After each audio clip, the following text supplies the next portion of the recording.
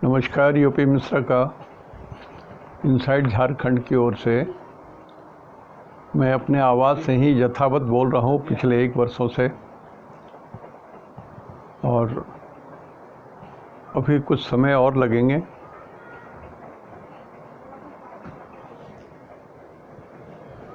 तब तक जो बनता है आपके सामने में प्रस्तुत है। ऑफिस तो जाने से रहा अभी, तो मैं मंगल राहु के बारे में बता रहा था। 2-3 दिन का गैप हो गया। बीमारी इसका कारण नहीं है, कारण है कुछ विपरीत और बहुत प्रतिकूल परिस्थितियां मनुष्य के जीवन में आती हैं। मैं भी उसी में अभी भी फंसा हुआ हूँ। तो पहली बात एक बता देता हूँ, मंगल राहु के बारे में बता रहा हूँ और सब कुछ बता चुका हूँ ऑलमोस्ट। और मंगल 14 तारीख को, 14 अप्रैल को मंगल चले जाएंगे 3 में 2 से निकल करके। तो रिमेडियल्स की बात होती है कि मंगल राहु खराब हो तो क्या करना चाहिए। आज पहले यही बता देता हूँ। 2 नंबर, ये 2 नंबर जो है, 2 नंबर को वृषभ बोलते हैं। वृषभ माने बैल, और एस्ट्रोलॉजी में ये बैल सामान्य बैल नहीं है, ये नंदी बैल है। और उसी में मंगल है। मंगल इज ए फायर बॉल। इस नंदी बैल पर चढ़ने वाले एक फायर बॉल, ऐसे भगवान जो फायर बॉल हैं, भगवान शंकर के 3 नेत्र।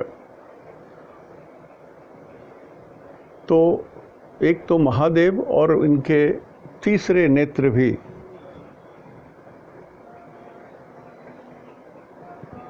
महादेव और राहु हैं, तो विष भी हैं।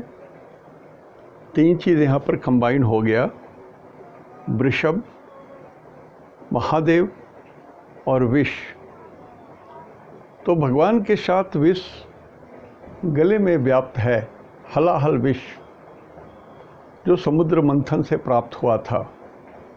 तो भगवान का एक कंठ नीला हो गया विष पीने से। तो ये नीलकंठ महादेव वृषारूढ़ा, नीलकंठ महादेव वृषारूढ़ा, ये कॉम्बिनेशन बनता है मंगल और राहु का। अब मंत्र तो मैं महादेव का ही मंत्र बोल सकता हूँ,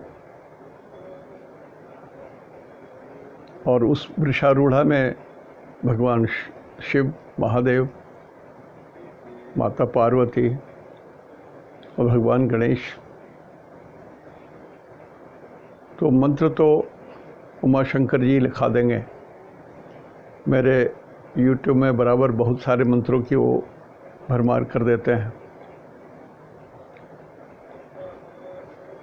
लेकिन वृषारूढ़ा भगवान शंकर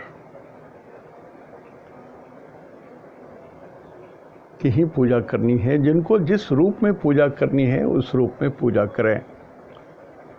या तो देवदेवो महादेवो भूतेश्वरो जगदीश्वरो गौरीनाथो जगन्नाथो प्रसन्नो भव शंकर, ये प्रार्थना फिर से बोल रहा हूँ। देवदेवो महादेवो भूतेश्वरो जगदीश्वरो गौरीनाथो जगन्नाथो प्रसन्नो भव शंकर, एक सामान्य मंत्र है। उमा महेश्वराभ्याम नमः, ये हुआ। संकष्ठी गणेश्वे, या इनके और भी गायत्री मंत्र हैं। तो ये आवश्यक है, ये समझ लीजिए, ये बहुत ही आवश्यक है यदि आप रिमेडियल्स खोज रहे हैं तो। और सूरज भी 13 तारीख को चेंज हो रहे हैं, 13 मार्च को।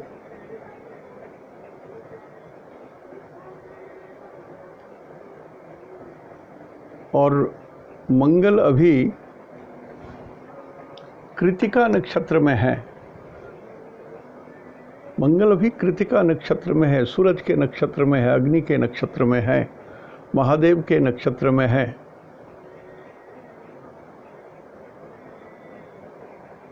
मंगल कृतिका नक्षत्र में है। तो जिस व्यक्ति के लिए कृतिका नक्षत्र विपत्त तारा, प्रत्यारी तारा, बध तारा इस समय पड़ता हो, जो अपने नक्षत्र से गिनती कर लीजिए, सूरज जिनके लिए जन्म, संपद, विपत्त, क्षेमा, प्रत्यारी में पड़ता हो तो ठीक नहीं है। साधक, बाधक, मित्र, परम मित्र, तो इसके हिसाब से आपको क्लासिफाई करके देख लीजिए कि मंगल 13 मार्च तक कृतिका नक्षत्र में है और 14 अप्रैल को ये चले जाएंगे मिथुन राशि में।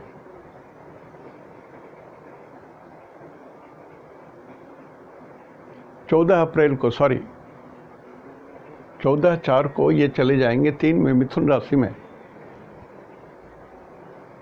तो कृतिका नक्षत्र जिनके लिए अशुभ पड़ता हो तारा के गणना से, वो थोड़ा सजग रहें। और फिर राहु अभी रोहिणी नक्षत्र में है, रहेंगे, अभी पूरा महीना है। तो जिनके लिए चंद्रमा भी जन्म तारा, विपत्त तारा, प्रत्यारी तारा, बध तारा में पड़ता हो, आपको भी थोड़ा ध्यान रखना होगा, सजग रहना होगा, प्रेयर तो करना पड़ेगा। कारण कि मैंने सप्तम भाव तक बताया, अष्टम भाव से आज बता रहा हूँ कि यदि किसी की कुंडली में मंगल राहु 8th हाउस में है तो क्या प्रॉब्लम होगा।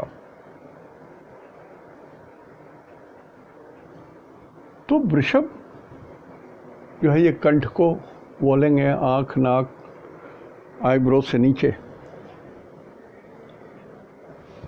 तो ये खराब है। वृषभ चलने वाली चीज़ को बोलते हैं। So it is a transport also. और यदि किसी का लग्न तुला लग्न हो किसी का, तो ये मंगल राहु वृषभ में होने के कारण महादेव को, नीलकंठ भगवान को याद रिप्रेजेंट करेंगे, उनकी पूजा कीजिए। नहीं तो ये दिखता है कि पिछले जन्म के कुछ आपकी गड़बड़ी के कारण आपका कोई बड़ा एक्सीडेंट संभव है, होगा ही नहीं बोल रहा हूँ मैं। तो ये एक तो ये लोकेशन ठीक नहीं है, और फिर इनकी जो 1, 2, 3, 4 चौथी दृष्टि पड़ेगी राहु की, फिर 1, 2, 3, 4 5वीं दृष्टि पड़ेगी। तो 11th हाउस और 12th हाउस भी मंगल राहु जो है डैमेज कर रहे हैं तुला लग्न वालों को विशेष करके। कारण कि 8th में सिर्फ तुला लग्न वालों के लिए ही अभी है 8th में। तो इट डिपेंड्स अपॉन कि महादेव जी खुश हैं आपके लिए कि नहीं, वो पता चलेगा कि मंगल जो सूरज के नक्षत्र में है वो आपके फेवर में पड़ता है या नहीं। तो ये आप चेक कर लीजिए। यहाँ से आपके इनकम में भी थोड़ी प्रॉब्लम हो सकती है। अब राहु जब भी इनकम के साथ जुड़ता है तो ये बैड मनी को इंडिकेट करता है, घूस को इंडिकेट करता है, इलीगल मनी को इंडिकेट करता है। जैसे अच्छे अच्छे लोगों की हालत ख़राब हो जाती है जब ईडी का छापा पड़ता है। सारी बुद्धि, भ्रष्ट बुद्धि जब होती है तभी ये लोग, ये जो अहिंसा, सत्य, अस्तेय, अपरिग्रह, ये जो था, अपने रिक्वायरमेंट से अधिक संचय करना इस शास्त्र में नहीं है। आपको उतना ही संचय करना है जितनी आपकी आवश्यकता है। अधिक संचय करना ये अनुमति नहीं है। आपकी आवश्यकता के अनुसार ही यदि आप संचय करते हैं तो ठीक है। तो यहाँ पर दिखता है कि तुला लग्न वाले को कैसे भी जेन केन प्रकारे ना अभी कुछ गलत पैसे आते होंगे, आपके पास आ रहे होंगे। आनंद मत बनाइए, दुख की बात है। भगवान भोले शंकर नीलकंठ महादेव आप पर नाराज हो जाएंगे और पूरा त्रिलोक्य के स्वामी हैं। कहाँ जाओगे भाग करके? कहीं कोई उपाय नहीं है। एक एग्जाम्पल मैं बराबर देता हूँ कि माता सीता और भगवान राम एक बार बैठे हुए थे, तो उनकी नुपुर, माता के अंगुलियों में जो झुमका था नुपुर, इतना चमक रहा था कि कौवा को लगा कि ये बहुत उत्तम खाने के लायक कोई चीज़ है। तो वो ऐसे ऐसे करते करते वो उसमें एक ठोकर मार दिया और खींचना चाहा, तो माता के पैर से थोड़ा सा ब्लड निकल गया। अब भगवान के लिए तो सीता मैया प्राण प्रिय थे, उनको थोड़ा सा आक्रोश हो गया। उन्होंने सीख उठाया, तीर पर संधान किया अपने धनुष पर, और तीर के समान उस कौवे के पीछे छोड़ दिया। अब कौवा भागा भागा इस लोक से उस लोक से सातों लोक त्रिलोक घूमते घूमते थक गया, लेकिन वो तीर पीछा कर रहा था उसका, कहीं रुकने का नाम नहीं था। पीछे पीछे हठात रास्ते में उसको नारद जी मिल गए। बोले क्या हुआ, कहाँ भागा जा रहा है? तो कहा कि ऐसे ऐसी बात है, हमने गलती से माता सीता के पैरों में अपनी चोंच डाल दिया, खून निकल गया और दंड के स्वरूप में भगवान ने हमको ये तीर पीछा कर रहा है। तो बोला इससे रिहाई नहीं है तुम्हारी, अच्छा है इसको भोग लो, चोट ले लो। तो बोला मैं तो मर ही जाऊंगा। बोला नहीं मरोगे, दो आंखें हैं तुम्हारी, एक आंख में उसको ग्रहण कर लो। तो कौवे ने नारद जी की बात सुन करके वो बैठ गया और अपने एक आंख को तीर की ओर कर दिया, तीर उसकी आंखों में आके लगा। तो कौवा आज भी दिखता दो आंख है, लेकिन एक ही आंख से देखता है वो, उसकी आंखों में एक ही आंख में दृष्टि है। ये ज्ञान होगा, जानते होंगे। कारण कि जब कौवा कुछ भी खाता है तो गर्दन झुका के ऐसे लोल मारता है, ऐसे ऐसे झुका करके, सीधा नहीं मारता है। उसी तरह से जब वो महादेव दंड देने लगेंगे तो गलत पैसा वाले कहाँ भागोगे? त्रिलोक क्या, सप्तलोक, कहीं भी तेरी कोई रक्षा करने वाला नहीं होगा। मेरा काम तो बोलना है, मैं व्यर्थ प्रलाप तो करता हूँ, लेकिन समझ आ जाए एक भी आदमी को तो मैं समझूंगा मेरा ज्योतिष का ज्ञान का कुछ तो उपयोग हो गया। और फिर ये जो है ये द्वादश भाव है, तो द्वादश भाव में भी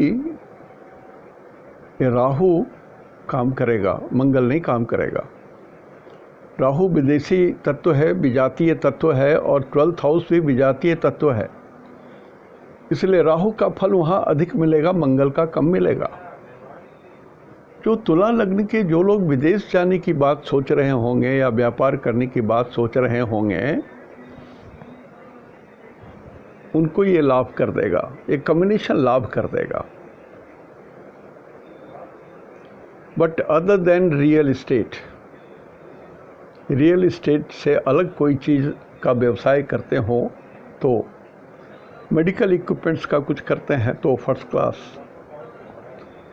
पॉइजन से कुछ करते हो तो फर्स्ट क्लास, लिक्विड से जुड़ा हुआ कुछ भी चीज़ विदेशों से करते हो तो फर्स्ट क्लास।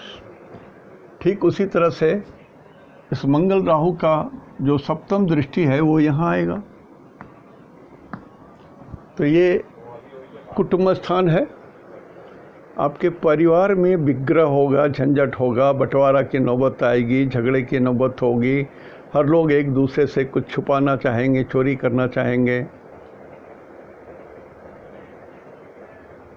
जमीन जायदाद को लेकर के बवंडर मचेगा। ये सब संभव है। जमीन को लेकर के विष प्रयोग तक संभव है। जमीन is the costliest god on earth. पृथ्वी पर सबसे कॉस्टलीस्ट गॉड है तो जमीन। इसी के लिए भारतवर्ष के उत्तर में एक देश है, वो परेशान है। ज़मीन छीन लूँ, ज़मीन लूट लूँ, ज़मीन ग्रहण कर लूँ, अधिग्रहण कर लूँ, दबंगता से छीन लूँ। उसके लिए हजारों मनुष्य की बर्बादी कर सकता है, कुर्बानी कर सकता है। तो ये तुला लग्न वालों के लिए फॉरेन ट्रेवल्स वगैरह सूट करेगा, फॉरेन से व्यापार सूट करेगा, एक्सेप्ट रियल एस्टेट या अग्नि से संबंधित, बिजली से संबंधित कोई भी काम वो नहीं सूट करेगा। तो परिवार में विग्रह होगा, ये दिखता है। फिर मंगल की अष्टम दृष्टि यहाँ आएगी तो आपके अनुज जो होंगे आपसे ठीक छोटे, नेक्स्ट बॉर्न आफ्टर यू, यदि उनकी कुंडली में मंगल और राहु सही बैठता हो, मित्र या परम मित्र तारा में जन्म तारा मित्र तारा या मित्र तारा परम मित्र तारा इस समय पड़ता हो, तब तो अनुजों के लिए बहुत अच्छी बात है और आपका भी पर्सनैलिटी राइज करेगा। जो लोग इलेक्शन में अपनी किस्मत आजमा रहे हैं और यदि ये तुला लग्न के हैं, थर्ड हाउस में जो इनकी दृष्टि है आपको बहुत ऊपर उठा सकती है। तो ये स्थिति तो मंगल राहु की है। और आपको पूजा करनी है किनकी? मैंने कहा नीलकंठ महादेव, वृषारूढ़ा नीलकंठ महादेव की पूजा करनी है। पूजा करने का कभी मतलब नहीं होता है कि आप दिन रात नाक दबा करके माला लेके बैठे रहो अकर्मण्य के, ऐसा नहीं है। गॉड नेवर वांट्स, इतना ज़्यादा चाटुकारिता उनको पसंद नहीं है। कर्म प्रधान विश्व करी राखा, कर्म तो अपना करते रहिए, उसी के भीतर में पूजा पाठ। और जो लोग जो पूजा पाठ करते हैं उसमें कोई बाधा नहीं दे रहा हूँ। मैं सिर्फ टेम्परेरी पीरियड के लिए 14 अप्रैल तक के लिए कह रहा हूँ कि ये वृषारूढ़ा नीलकंठ महादेव की पूजा करें।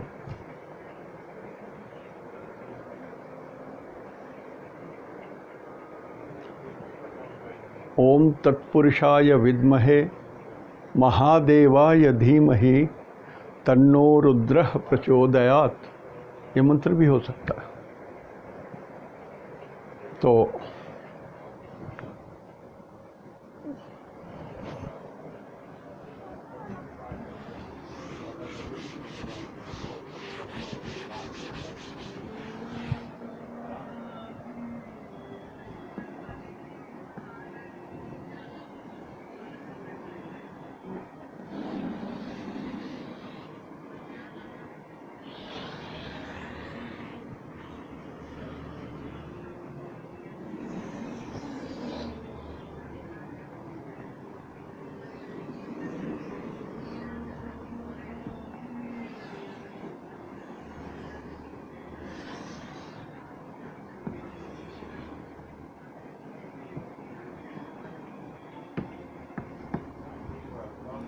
मंगल 2 नंबर का यदि मंगल यहाँ हो, मंगल राहु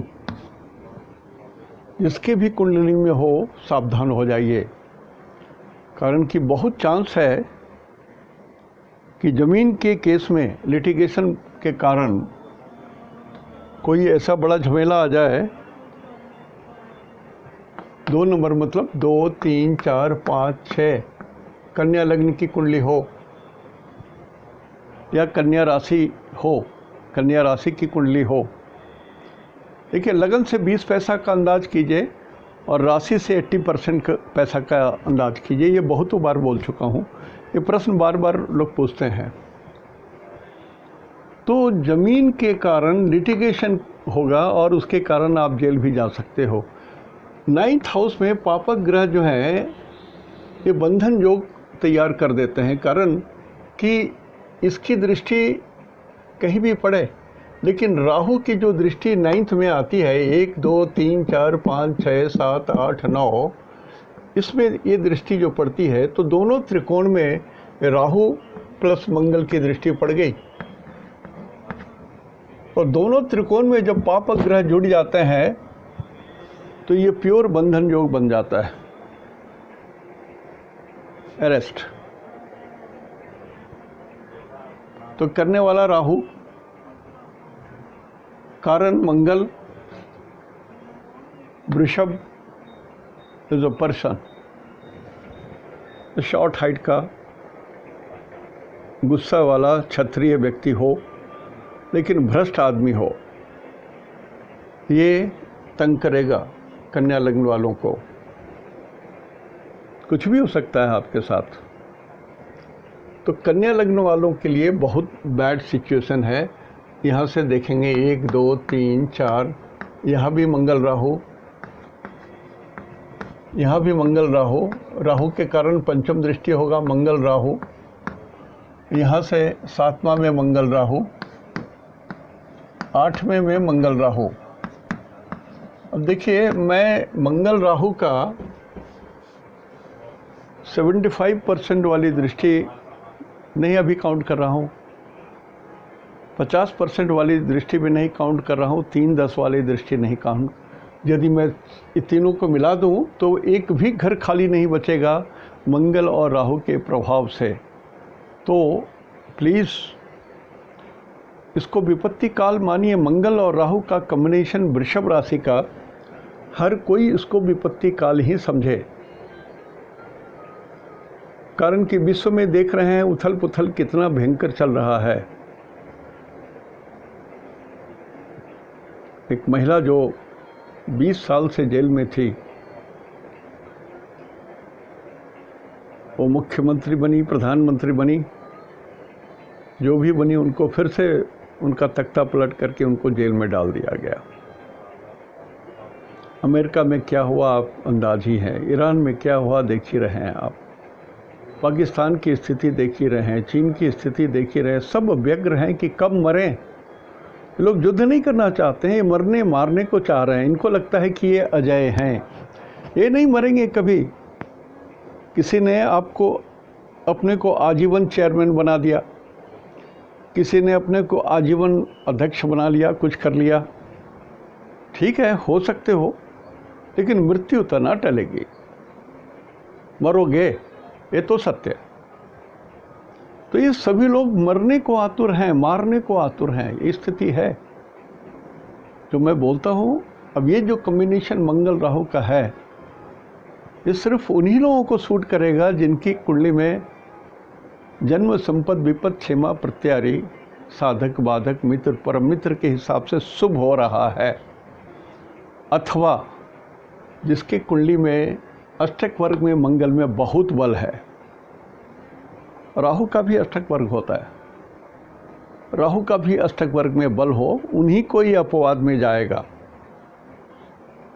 या मंगल बली हो, राहु बली हो, तो उनके लिए अपवाद में जाएगा। तो ये कॉम्बिनेशन बहुत ख़राब है, this is very bad combination.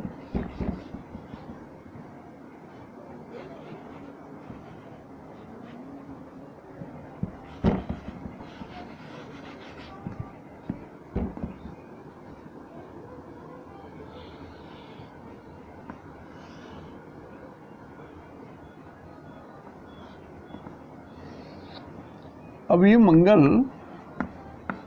और राहु ये 2 में हो यहाँ, तो 2 3 4 5 सिंह लग्न हो गए।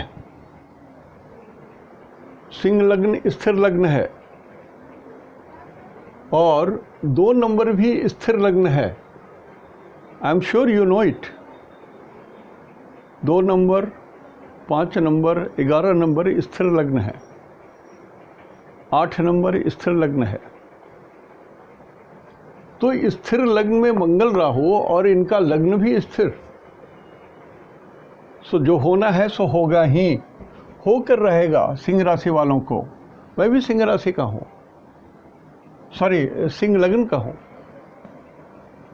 तो 1 2 3 4 यहाँ पर मंगल राहु आ गए दृष्टि से, फिर यहाँ पर मंगल राहु आ गए दृष्टि से,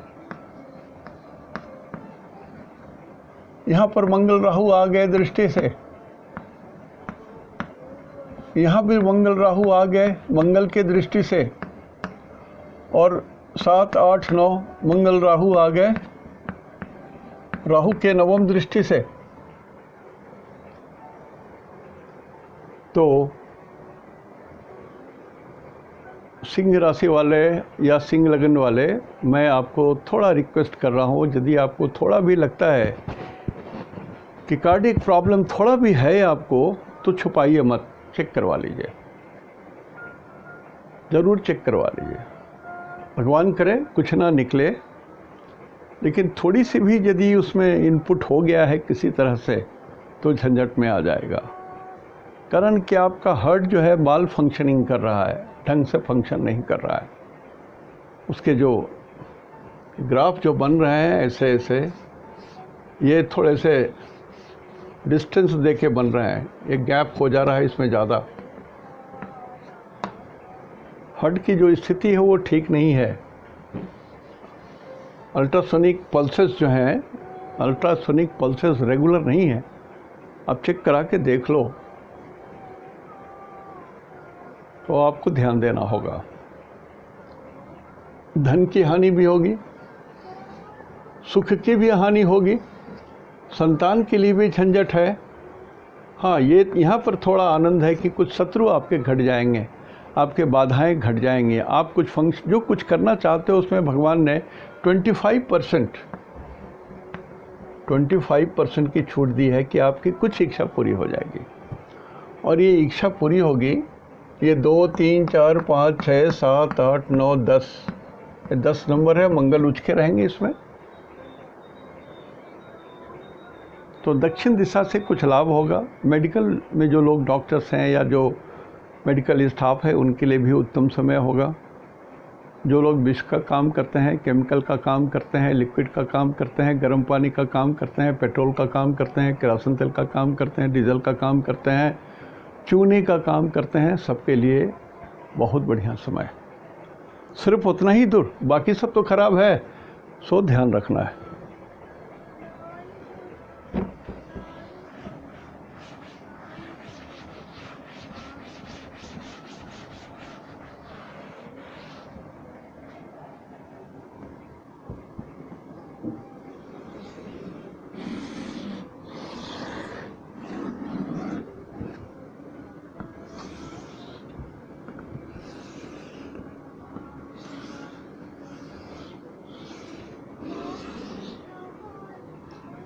जिनका यहाँ पर मंगल राहु है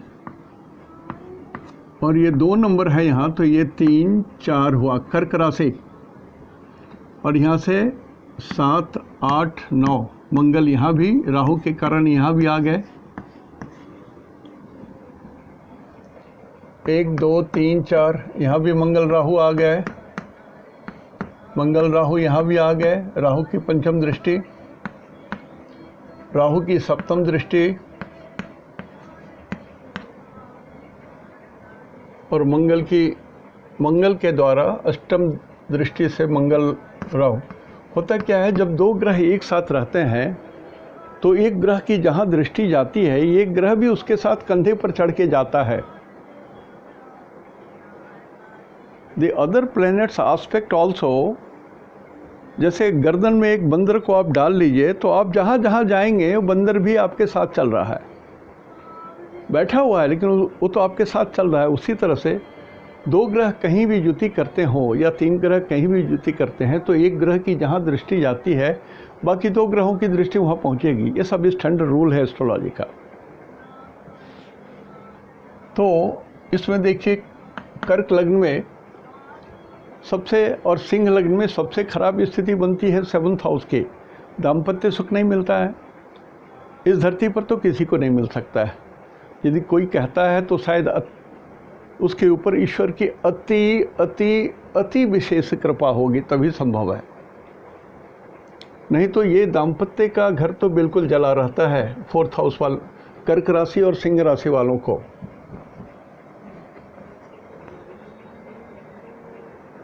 तो एक तो मंगल और राहु की दृष्टि और कर्क लग्न होने के कारण यहाँ पर 10 और 11, 4, 5, 6, 7, 8, 9, 10, 11 शनि हुए। तो दाम्पत्य सुख 0 रहता है और मंगल राहु बोलते हैं हाँ यस। तो इसकी बहुत संभावना है कि लोगों का संबंध विच्छेद हो जाए या बड़ी झंझट आ जाए, आपदा विपत्ति आ जाए, आयु में बाधा हो, कारण कि यहाँ से पुनः इसकी दृष्टि, मंगल की दृष्टि यहाँ से अष्टम भाव में है।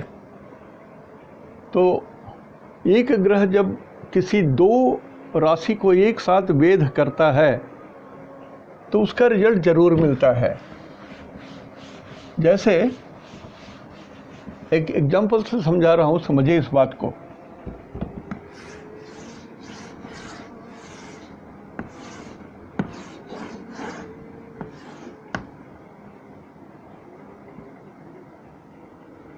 जैसे 3 है, 6 है और मंगल यहाँ पर है, तो ये बुध के 2 राशि हैं। बुध का मतलब होता है 3 और 6, और मंगल 3 को काट रहा है, 3 को नुकसान कर रहा है, मंगल 6 को नुकसान कर रहा है। और ये किसको नुकसान कर रहा है? बुध के दोनों राशियों को नुकसान कर रहा है। बुध का मतलब होता है मामा जी, बुध का मतलब होता है मामा जी। तो ऐसे सिचुएशन में या तो उनकी मामा जी की मृत्यु हो गई रहती है, या ही सीरियसली सिक, या अग्नि से जल जाते हैं, या आग इज़ ए प्रॉब्लम, कुछ बड़ी बात होती ही है, चेक कर लोगे। यदि एक बार मंगल एक साथ मिथुन राशि को भी चपेट में लिया हुआ है और कन्या को भी चपेट में लिया है, तो कारक के हिसाब से उस व्यक्ति के मामा को कष्ट होगा ही, मामा या मौसी, जो उनके माता जी से ठीक छोटे हैं। तो उसी तरह से राहु की जो दृष्टि है 7th हाउस और 2nd हाउस में पड़ने के कारण कर्क राशि वालों के लिए बड़ा सीरियस कंडीशन है। तो कर्क राशि वाले लोग ज़रूर ध्यान दीजिए कि ये जो है मंगल और राहु आपके लिए मित्र, परम मित्र, जन्म, संपद, क्षेमा इसमें पड़ता हो। नहीं तो आपके चंद्रमा से, कर्क से राहु 11th हाउस में पड़ता हो और मंगल भी शुभ स्थान में हो, तो कर्क राशि वालों के लिए अति उत्तम समय है। अन्यथा आपको दाम्पत्य सुख में कमी आ सकती है, ये ध्यान रखिएगा।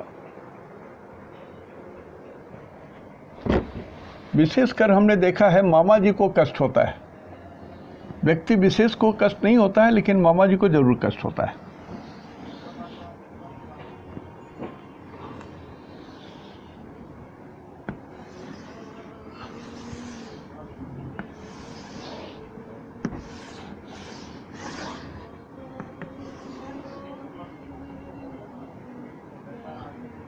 यहाँ 2 हो और मंगल और राहु यहाँ हो तो ये 3 होगा, ये 4, ये 5, ये 6।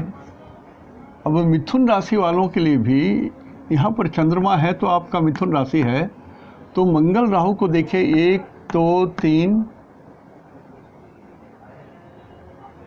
4, 5, ये डैमेज हो रहा है राहु के दृष्टि से, लेकिन ये इसको कुछ नहीं हो रहा है।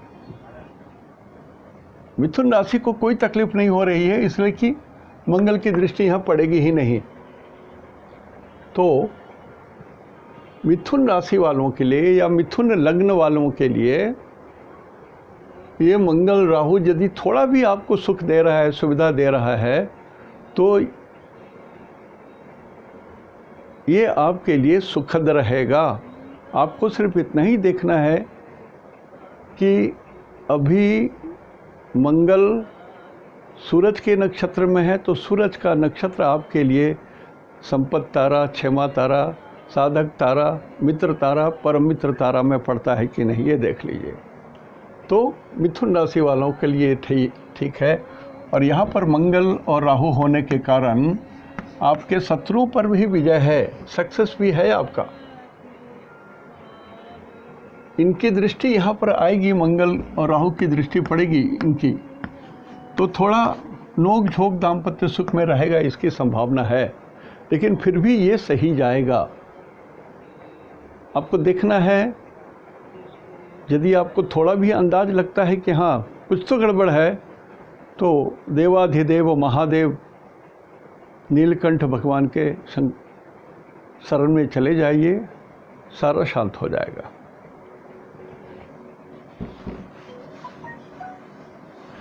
तो हमने जो बचा हुआ था अष्टम भाव से लेकर के लग्न तक के अंदर में स्थिति बस कितना कष्ट देंगे उसकी बात हमने बता दिया आपको। यह चैप्टर क्लोज हो गया। अब जो हमने कहा था कि चावल से भात बनेगा, दाल से दाल बनेगा, चावल दाल मिला दीजिए तो खिचड़ी भी बन जाएगा। तो खिचड़ी वाला रिजल्ट थोड़ा बताना बाकी है कि दोनों मिलकर के किस नक्षत्र वाले को क्या रिजल्ट देते हैं, वो या तो संभवतः मैंने बता दिया है, नहीं बताया है तो थोड़ा सा जिक्र कर दूंगा। तो नक्षत्र सिद्धांत से अभी भी सूरज के घर में मंगल है और मंगल में अग्नि खुद है। चंद्रमा जो है, चंद्रमा के घर में राहु हैं। This is not a very good condition. Mangal जो है वो पाकिस्तान का लगन है, उसके साथ राहु है, तो षड्यंत्र तो है, धोखा तो है। पाकिस्तान कोई षड्यंत्र नहीं कर सकेगा, लेकिन पाकिस्तान को षड्यंत्र व्याप्त होगा राहु के द्वारा। राहु अपना षड्यंत्र मंगल को देगा, पाकिस्तान को देगा। पाकिस्तान राहु को अपनी गर्मी देगा। वो कुछ पकड़ धकड़ इधर उधर कुछ करेंगे, संभव है, लेकिन धोखा देने वाले लोग अंततः पाकिस्तान को धोखा दे ही देंगे। स्थिति थोड़ी नाजुक हो जाएगी। इसके कारण कुछ आग की चिंगारियां इधर उधर छिटक सकती हैं, लेकिन अंततः वो अपने आप में शांत हो जाएंगे। तो आगे फिर कल बताऊंगा। कभी कभी देर हो जाती है, मैंने कहा गृह कारण नाना जंजाला, कुछ समस्या हो जाती है और पता नहीं, लोग रात में 9 बजे आ जाते हैं, 10 बजे आ जाते हैं, 4 बजे आ जाते हैं। मैं करूं तो क्या करूं? अंदर तो आने नहीं देता हूं, लेकिन दरवाजे पर भी समय खा जाते हैं और एक बार मन डिस्टर्ब हो जाता है तो मुश्किल हो जाता है। और कुछ लोगों का हमने कुंडली बना दिया है, उनका नंबर मेरे पास नहीं है। कल आपका नाम लिख दूंगा बोर्ड में, आप ज़रा नंबर हमको फ्लैश कर दीजिएगा और 10:30 से 11 के बीच में ही बात कीजिए। 10:30 से 11 में मैं फ़ोन उठाता हूँ, बाकी समय में नहीं उठा पाता हूँ और मैं फ़ोन लेकर के नहीं चलता हूँ कहीं। कॉलोनी में ही गया तभी भी मैं नहीं लेता हूँ, तो वो थोड़ी दिक्कत है। लेकिन 10:30 से 11 मैं फ़ोन ज़रूर अपने टेबल पर बैठा रहता हूँ, वहाँ पर मैं फ़ोन ज़रूर उठाता हूँ। और रात वगैरह में लोग फ़ोन ना करें। दूसरा, जो लोग व्हाट्सएप में फ़ोन करते हैं तो स्क्रीन तो ब्लैक रहता है, तो उन लोगों का फ़ोन तो मैं हरगिज़ नहीं उठाता हूँ। जिनके नंबर के साथ अजीबो गरीब सा नाम रहता है वो भी मैं नहीं उठाता। अभी बहुत सारी समस्याएं आ जा रही हैं, बहुत सारी कुंडलियां ऐसी भी आ जा रही हैं जिसको छूने में भी डर लगता है। ऐसे जगहों से आ जा रही हैं और ऐसी कुंडलियां आ जा रही हैं।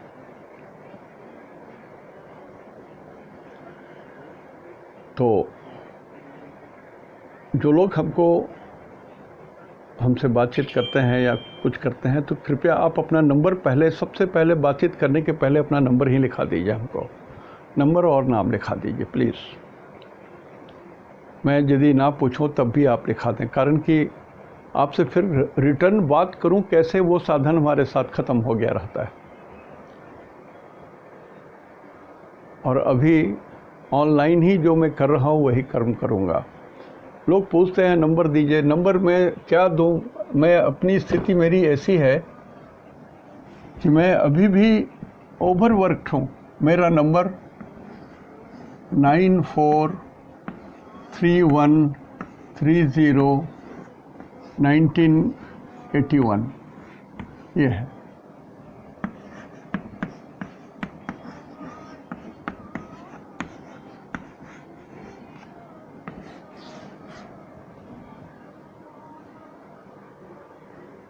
तो मैं नंबर जानबूझ करके नहीं देता, बहुत परेशान हो जाता हूँ। आप जब कभी कोविड से फुर्सत मिला, जिंदा बचा, तो कभी आप मेरे यहाँ आएंगे तो देखेंगे मेरी स्थिति आप। मैं काम करने से नहीं घबराता, करना ही चाहता हूँ, सेवा करना चाहता हूँ। जो ही सेवा करके जाऊँ ऊपर तो भगवान कम से कम कुछ तो माफ़ कर देंगे गलती मेरी। और जो लोग एस्ट्रोलॉजी सीख रहे हैं, मैं आपको पुनः रिक्वेस्ट करता हूँ, मैं ये सब जो बता रहा हूँ ना, जैसे 2 नंबर में मंगल और राहु हैं, तो ये भगवान नीलकंठ को इंडिकेट करते हैं, भगवान शंकर वृषारूढ़ा।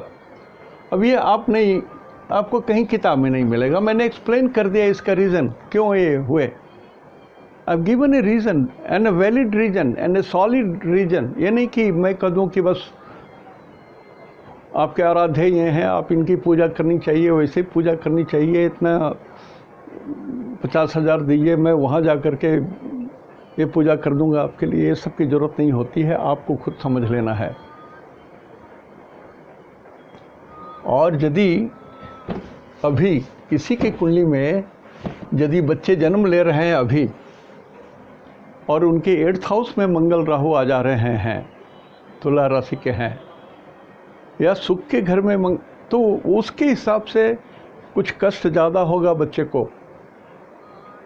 4th हाउस में है, 2nd हाउस में है, तो इनिशियल एजुकेशन लेने में दिक्कत होगा, उस बच्चे को बोलने में दिक्कत होगी। ही में स्टैमर कर सकता है वो। और वो बच्चा थोड़े ही दिनों के बाद पूरी स्कूलिंग करे या ना करे, वो हॉस्टल चला जाएगा, घर में नहीं रहेगा। तो बहुत सारी चीज़ें हैं जो मैं बोलता हूँ, तो उसको नोट कर लीजिएगा ना, तो आपके पास बहुत बड़ी कुछ चीज़ें हो जाएंगी। मैं तो जब तक हूँ कोशिश करूँगा, जो दे सकूँ दूँगा मैं। तो आज यहीं तक। इति शुभम तेहंदो निनाग्ये जोहार।